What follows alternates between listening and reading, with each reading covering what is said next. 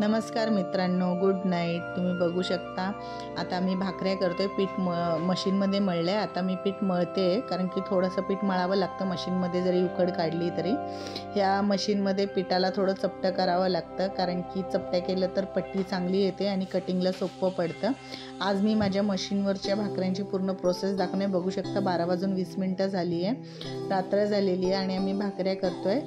आम्हाला रात्रीची 30 भाकऱ्यांची रोजची ऑर्डर आहे, ज्या त्या काकू मार्केट यार्डमध्ये सकाळी आम्ही खिडकीला भाकऱ्या लावून ठेवतो, ते 4 वाजता घेऊन जातात भाकऱ्या विकायला।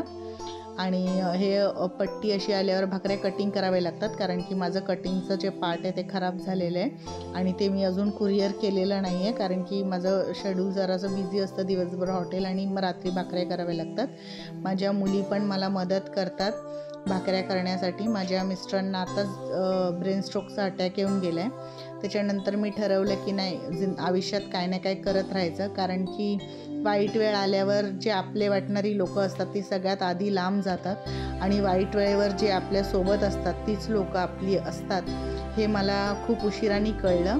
आणि मी बघितलं आहे की जे आपल्या घरात 24 तास पडलेले खाऊन पिऊन राहिलेली लोकं असतात ती आपल्यावर वाईट वेळ आल्यावर सगळे पळतात, म्हणून मी ते दुःख खूप जवळून बघितलं आहे। म्हणून मी त्याच्यानंतर ठरवलं की कुठलंही काम करण्याला मी मागे पुढे बघणार नाही आणि मी आत्मनिर्भर बनेन। आणि प्रत्येक जणांनी आत्मनिर्भर बनायला पाहिजे, कोणावर डिपेंड नाही राहायला पाहिजे। नवरा बायको दोघांनी कमवायला पण पाहिजे, कारण की नाही केलं तर एकाला जर काय झालं तर आपण खूप खचून जातो आणि त्यावेळेला सगळीजण आपला रंग दाखवतात। प्लीज तुम्ही आमच्या चॅनलला शेअर, लाईक आणि सबस्क्राईब करा आणि आम्हाला असंच प्रेम देत राहा। Thank you so much.